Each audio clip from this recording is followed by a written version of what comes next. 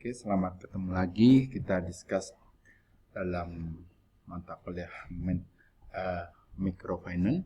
Hari ini kita akan discuss tentang apa itu lembaga keuangan mikro. Jadi lembaga keuangan mikro itu keberadaannya tidak terlepas dari kondisi masyarakat itu sendiri. Masyarakat yang mana? Masyarakat di mana ada masyarakat miskin dan juga usaha-usaha yang kecil, usaha industri berskala, industri rumah tangga. Mungkin teman-teman pernah kita menemui di masyarakat kita itu yang namanya bank legit gitu ya, atau bank retail ya, atau pelepas uang lainnya atau rentenir. Kalau kita melihat di masyarakat kecil itu terkadang dia ketika dia membutuhkan dana mau pinjam ke bank tidak mungkin karena tidak punya jaminan. Kemudian yang kedua karena yang dipinjam dananya juga kecil, waktunya mepet, maka seringkali dia terjebak dalam kondisi terjebak untuk meminjam uang dari para pelepas uang atau rentenir. Dan rentenir atau pelepas uang itu biasanya bunganya sangat tinggi. Orang Jawa kadang namanya ngerolasi gitu ya. Pinjemnya taruhlah sebanyak 100.000, maka dia harus mengembalikan dalam waktu yang pendek, bisa 1 bulan itu bisa ngerolasi, berarti bisa kalau dia pinjam 100 berarti 120 bunganya, kalau kita hitung bisa 20% 1 bulan. Atau kalau teman-teman lihat di masyarakat namanya bank legit, bank retail, itu seseorang pinjam, hari ini pinjam ya, langsung dikasih biasanya, itu besok sudah mulai harus mengangsur ya, mengangsur dengan cara disobek kecil pakai kertas kecil itu warnanya ada pink, ada biru atau ada kuning itu bunganya cukup tinggi sekali ya. Tapi itu ada fenomena yang terjadi di masyarakat di mana bunganya tinggi, masyarakat terdesak harus menggunakan itu. Kenapa? Karena memang para pelepas uang itu biasanya sangat fleksibel, tidak perlu persyaratan yang rumit gitu. Kalau saya pinjam gitu cuma lihat KTP-nya, oh ya besok atau bahkan hari ini bisa langsung kita dapat uangnya ya. Cuman bunganya adalah tinggi sekali ya. Jadi kembali pada lembaga keuangan mikro. Ketika terjadi seperti itu, kondisi masyarakat yang mengalami seperti itu, maka keberadaan lembaga keuangan mikro itu menjadi sangat vital. Kenapa? Karena lembaga keuangan mikro itu adalah lembaga di mana keberadaannya itu adalah tidak bisa dilepaskan dari kondisi masyarakat kita yang banyak usaha mikro dan juga masih dalam kondisi ekonomi yang rendah atau miskin. Kita lihat coba contoh dari lembaga keuangan mikro itu apa?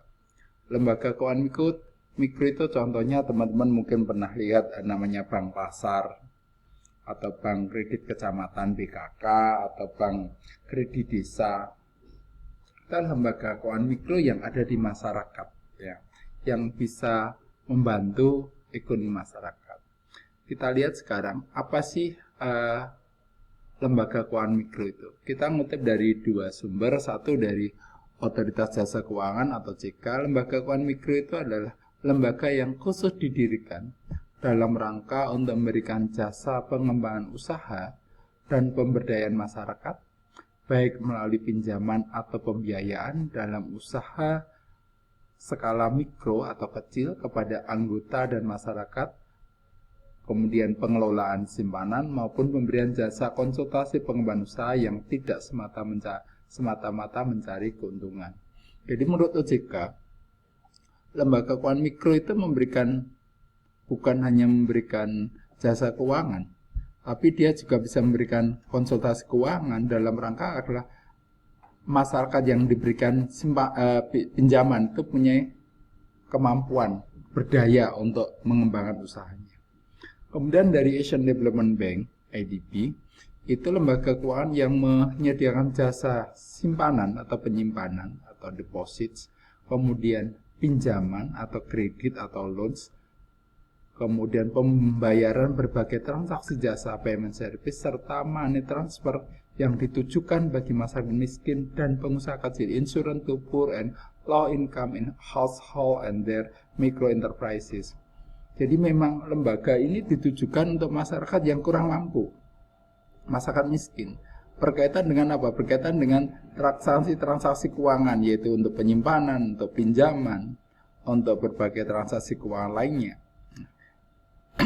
Dalam rangka apa? Dalam rangka agar masyarakat itu punya kemampuan berdaya dalam usaha mengembangkan usahanya. Menurut Krishnamurti, dalam lembaga keuangan mikro itu ada 3 elemen penting di dalamnya.